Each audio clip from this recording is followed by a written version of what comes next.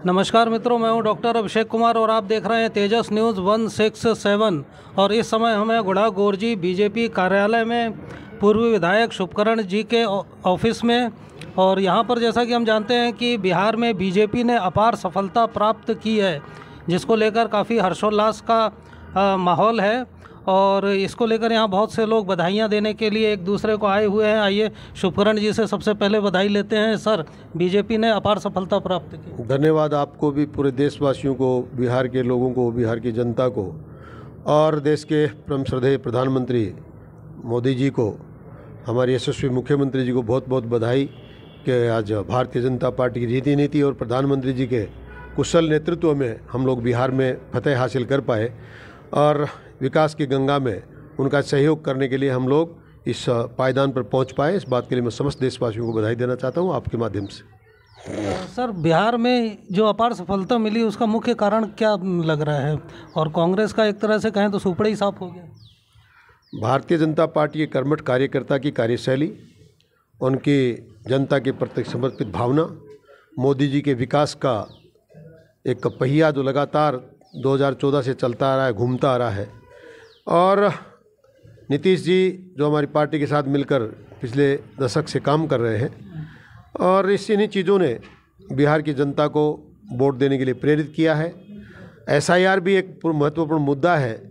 कांग्रेस के लोग बरसों से फर्जी मतदान करके, फर्जी वोटों लोगों के नाम जोड़कर, कभी रोहिंग्या, कभी बांग्लादेशी, कभी कोई और विदेशी लोगों के वोट जोड़ करके और इस देश में सत्ता हथियाते रहे। हमने उस चीज़ का निराकरण किया है, उसमें शुद्धिकरण किया है, और ये SIR हमारी सरकार, हमारी पार्टी पूरे देश में लागू करके और एक स्वच्छ और साफ हिंदुस्तान की छवि को निखारना चाहते हैं। एक मजबूत भारत को भारतवासियों के द्वारा बनाना चाहते हैं। प्रजातंत्र में देश का मतदान देश के लोगों के द्वारा राजनीति के प्रजातंत्र का एक स्वच्छ गठन करने के लिए जिस चीज़ की ज़रूरत है, उस पर भारतीय जनता पार्टी की सरकार और हमारे देश के प्रधानमंत्री कर रहे हैं। निर्वाचन आयोग ये काम कर रहा है, राजस्थान में भी ये काम चालू है, आगे बांग्लादेश में भी, बंगाल में भी ये काम होगा। और जो लोग हिंदुस्तान के निवासी हैं, जो अपने देश का निर्माण करना चाहते हैं, मतदान के माध्यम से उन्हीं को मतदान का अधिकार मिलेगा। इस अधिकार ने बिहार में कमाल दिखाया है। आगे भी इसी प्रकार का काम चलता रहेगा और देश का एक साफ़ सुथरा वातावरण और साफ सुथरी वोटर लिस्ट बनेगी। सर, आप SIR की बात कर रहे हैं। कांग्रेस यही तो आरोप लगा रही है कि वोटर लिस्ट में आप लोगों ने परिवर्तन करा है। वो बार बार वोट चोरी का आरोप लगा रहे हैं और कह रहे हैं कि पूरा चुनाव आयोग है, ये सब कैप्चर किया हुआ है और इस तरीके से जीता जा रहा है, तानाशाही की ओर देश जा रहा है। ये चौथे स्तंभ का काम है जनता को समझाना। हमारी भी ड्यूटी हम लोगों को बता रहे हैं। फिर पिछले 15 दिन से हम इस SIR पे काम कर रहे हैं। एक भी BLO, एक भी अधिकारी हमें ऐसा मिला नहीं जो हमारे कहने मात्र से कुछ रद्दोबदल कर दे। जो वास्तविकता है, जो है नहीं, जो लोग इस दुनिया में नहीं रहे, उनके नाम कांग्रेस जिंदा रखना चाहती है। जो लोग भारत के नागरिक नहीं हैं, उनके नाम कांग्रेस जिंदा रखना चाहता है। झुग्गी झोपड़ी वाले लोग तो पता नहीं कहाँ से बांग्लादेश से आए हैं, कि पाकिस्तान से आए हैं, कि कहीं और से आए हैं, उन माइग्रेटेड लोगों के नाम जुड़वा कर और मात्र उनको आप नागरिकता देके आप भारत को कमज़ोर करना चाहते हैं। यहाँ की वोटर लिस्ट में आप सिर्फ नामों को दर्ज करा के अपना मतदान लेना चाहते हैं, होने वाला है नहीं। और वो कितना ही चिल्लाएं, उनको दिक्कत इसलिए आ रही है कि गलत लोगों के नाम जोड़े जा रहे हैं। और वो वोट, क्योंकि कांग्रेस के लोग जानते हैं ये फर्जी लोग जो भारत के वास के हैं, इस देश के निवासी ने, वो हमें मतदान करेंगे, इसलिए वो हल्ला कर रहे हैं। कोई बात नहीं, हल्ला करने से कुछ नहीं होता, हल्ला करने वाले करते रहेंगे। भारत में एक बहुत ही ऐतिहासिक प्रजातंत्र है। यहाँ की डेमोक्रेसी बड़ी साफ़ सुथरी और बहुत मजबूत है, और जो न्याय संगत बात है वो वोट लिस्ट में दर्ज होगी, उसी के अनुसार काम होगा। वो ये भी कह रहे हैं चुनाव में 10-10 हज़ार रुपये बांटे गए। हमने तो कहीं देखा नहीं है पैसे बांटते हुए। हमने अंता में कांग्रेस को जरूर पैसे बांटते, महिलाओं के खाते में भी जो पैसे गए थे। हाँ, अंता में हमने कांग्रेस को देखा पैसे बांटते हुए। गोविंद जी डोटासरा उनके प्रदेश अध्यक्ष, वो पैसे भी बांट रहे थे, लोगों को धमका भी रहे थे। और महिलाओं के खाते में पैसे बांटना के कारण का चुनाव से कोई लेने देना नहीं है। मैं तो फिर कहता हूँ, हर स्टेट में, हर गांव में, हर घर में, हर महिला को सरकारें अगर कैपेबल हैं तो दें। ज़रूरतमंद महिलाओं की मदद होनी चाहिए।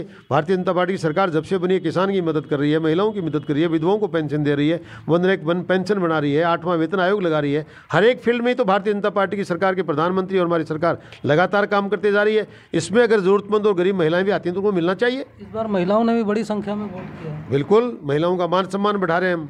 इसीलिए तो हम कहते हैं यत्र नारीस्तु पूजन्ते रमन्ते तत्र देवता। हम नारी जाति की पूजा करते हैं, उसको शक्ति स्वरूप मानते हैं, इसलिए यहाँ देवताओं का वास हो रहा है, इसलिए यहाँ भगवान राम का राज हो रहा है। और यहाँ कभी बिहार और कभी बंगाल जीतते जाते, एक दिन आने वाला है बहुत जल्दी कि भारत में पूरी जगह राम राज्य होगा और भारतीय जनता पार्टी की सरकार होगी। मुस्लिम क्षेत्रों में भी सर बीजेपी को समर्थन मिला इस बार? हाँ, उनके समझ में आ रहा है, वो हमारे भाई नहीं है क्या, वो भी देश के वासी हैं। मुसलमान और हिंदू का कोई लेना देना नहीं, जो इस देश का वासी है, वो जो भारतीय है, उसको इस देश का सम्मान करना चाहिए, इस देश की नागरिकता का मान सम्मान करना चाहिए, और जो भी सरकार अच्छा काम करती है उसको मतदान करना चाहिए। ये बिहार के मुसलमानों ने मतदान करके सिद्ध किया है। देश में सर कुल 28 राज्य हैं, जिनमें केवल 3 राज्यों में कांग्रेस की अपने दम पे सरकार है। क्या स्थिति देख रहे हैं आगे? चुनाव का इंतजार करो, अगले चुनाव के बाद, उसके बाद आपको पता चल जाएगा कौन रहेगा। अच्छा, और ये अंता में क्या हो गया? अंता में क्या फर्क पड़ता है, छोटा मोटा काम चलता रहता है, इससे क्या बिगड़ता है। हमारी पार्टी के लोग कहीं कोई उनके समझ में कब कम आई होगी, किया होगा, ये कोई बड़ी बात नहीं है। आज सरकार भारतीय जनता पार्टी की राजस्थान में स्पष्ट रूप से है। यूँ तो पहले 66 भी तो थी, एक और बढ़ गई, सही 67 हो गई। वो कह रहे हैं कि चलो वहाँ का बिहार में जो भी हो, लेकिन राजस्थान में बीजेपी सरकार को लेकर काफ़ी असंतोष है। पर्ची वाले सीएम ठीक से काम नहीं कर रहे हैं। अगले चुनाव में यहाँ से बीजेपी का सुपड़ा साफ होगा।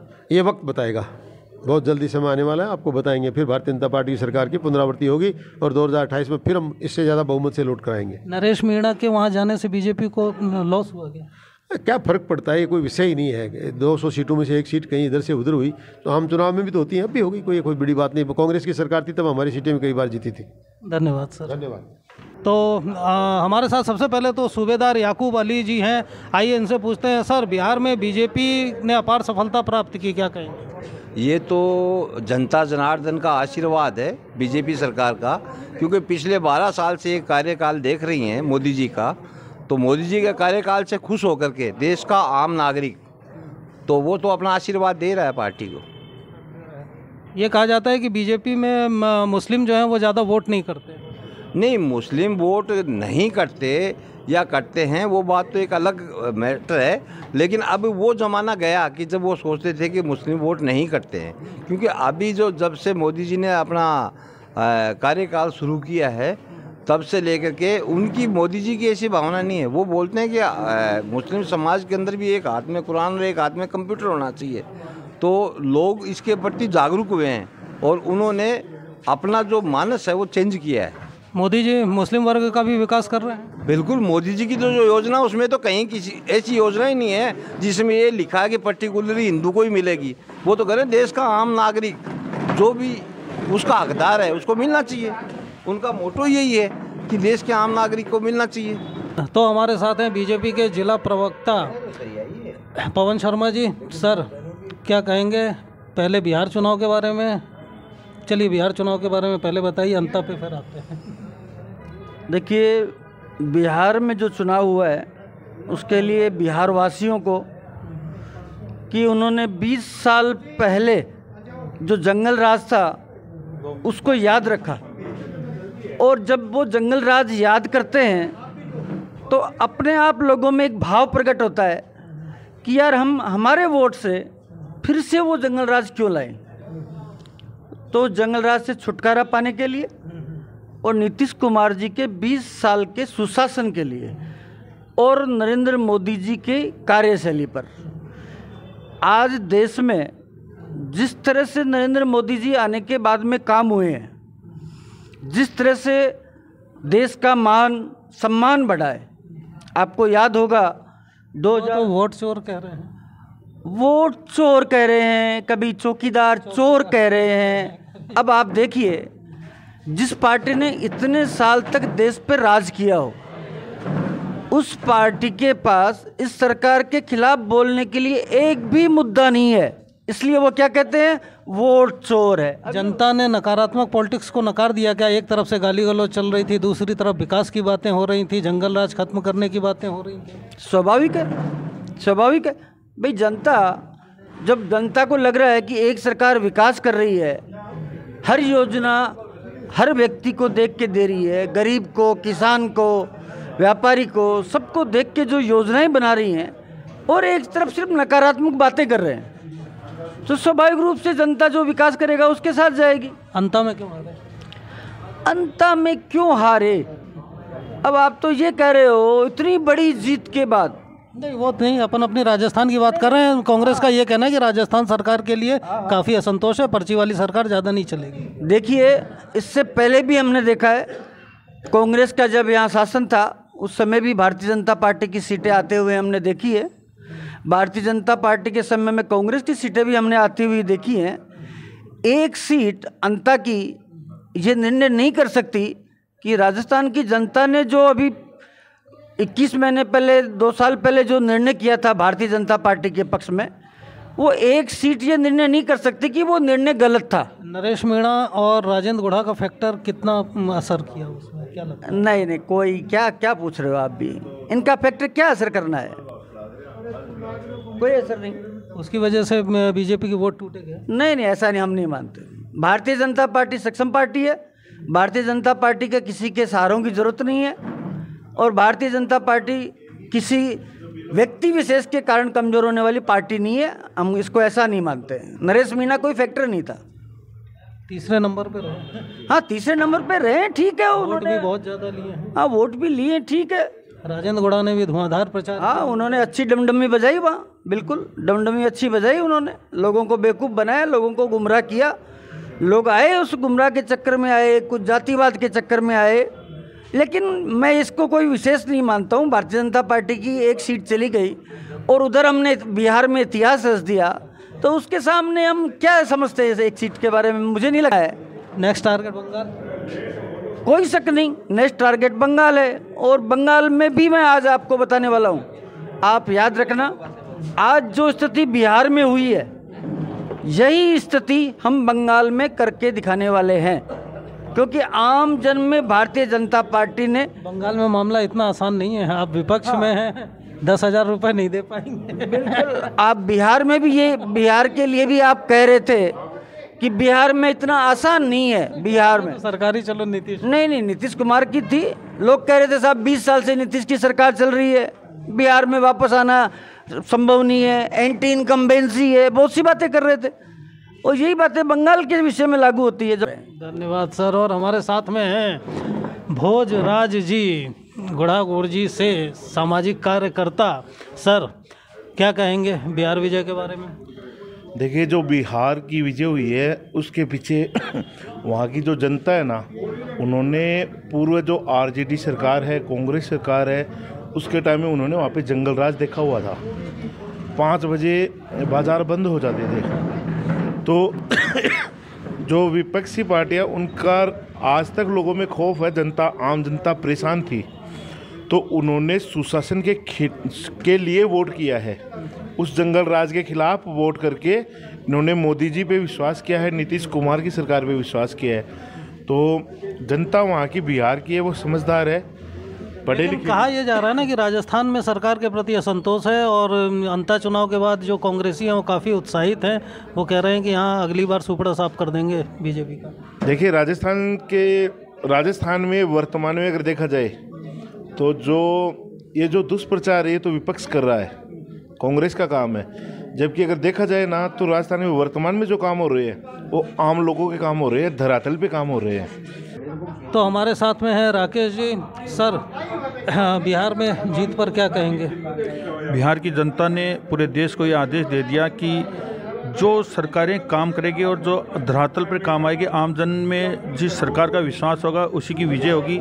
ये एक नमूना पेश कर दिया कि आज लगातार 20 साल से नीतीश कुमार जी की सरकार पे बिहार की जनता का इतना भरोसा था कि आज प्रचंड बहुमत से उन्होंने सरकार बनाई है।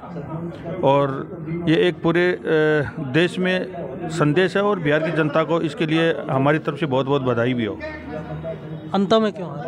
अंत में तो देखो, जहाँ बिहार के लोग जो अनलीगल इल्ज़ाम जो सरकार के पक्ष में लगा रहे हैं कि उन्होंने वोट चोरी की, पैसे दिए, महिलाओं के खाते में पैसे, हाँ, उस तरीके का जो वहाँ इल्ज़ाम लगा रहे हैं, वो शेम का शेम अंता में हुआ। अंता में देखिए, जो प्रमोद जैन भाया है, वो इतना भ्रष्टाचारी है कि देश में शायद उसके अलावा कोई बड़ा भ्रष्टाचारी मिलेगा नहीं। उसके पास इतना पैसा है कि एक वोट के पीछे उन्होंने 10 से 15, 20, 40 हज़ार रुपये तक खर्च किए हैं। और गरीब लोगों का उन्होंने फ़ायदा उठा करके, जो समझते नहीं उन लोगों का फ़ायदा उठा करके उन्होंने अपने पक्ष में मतदान करवाया। वरना ऐसी कोई बात नहीं थी कि वहाँ कांग्रेस जीते। और ये नरेश मीणा और राजेंद्र गुढ़ा साहब के वहाँ जाने से मुकाबला त्रिकोणीय हुआ, इससे कोई फर्क पड़ा? देखिए, इन बातों से कहा तो ये जा रहा था कि वोट कटेंगे, कांग्रेस के वोट कट गए बीजेपी। नहीं, वोट न कांग्रेस के कटने न बीजेपी के कटने। वो क्या होता है कि गुब्बारे में एक बार हवा भरते हैं, पहली बार वो अच्छा सुंदर लगता है और फिर वो हमें उड़ता है, थोड़ी देर उड़ने के बाद में वो फुस हो जाता है। उस तरीके का ही तो नरेश मीणा है, उस तरीके का राजेंद्र गुढ़ा है, उसमें कोई लेना देना नहीं है।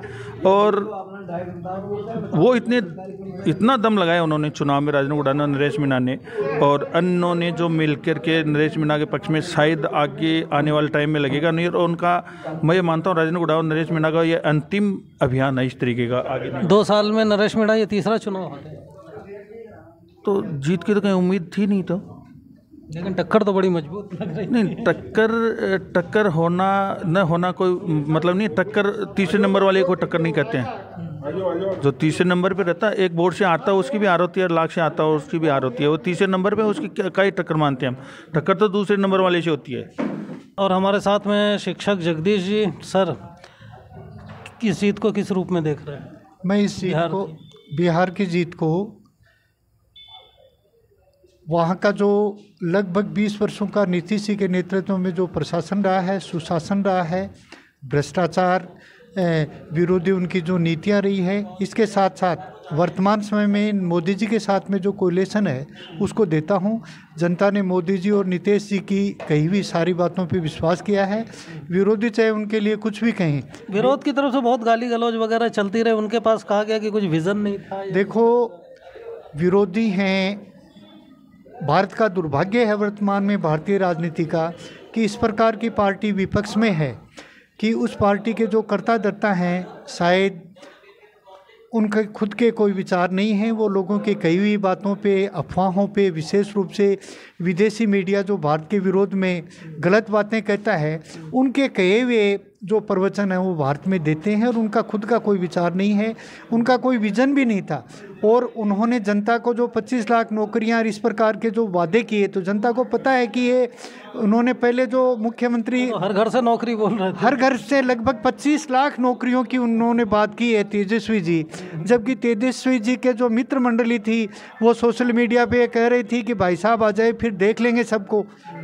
वो एक जंगल राज फिर से स्थापित करना चाहते थे। मैं धन्यवाद देना चाहता हूँ बिहार के मतदाताओं को कि उन्होंने सही निर्णय लिया और सुशासन के पक्ष में अपना वोट देके और नीतीश जी के नेतृत्व में जो एनडीए गठबंधन है उसको जिताया। सर बिहार चुनाव में बीजेपी क्यों जीती, कांग्रेस क्यों हारी?